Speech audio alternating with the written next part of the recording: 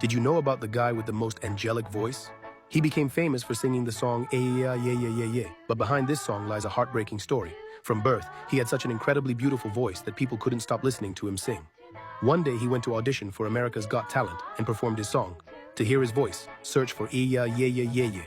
The judges immediately accepted him, saying it was the most beautiful singing they had ever heard. After that, the guy became extremely famous. He was invited to perform at various events, started his TikTok account, and quickly gained massive popularity. His page reached over 100 million followers. Celebrities began to notice him, and he started recording songs with them. His voice was even added to the Guinness World Records as the most beautiful voice on the planet. But sadly, he was recently hospitalized with a rare voice-related disease.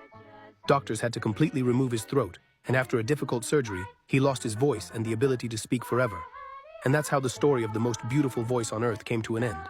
Unfortunately, because of his illness, the world lost such an incredible talent.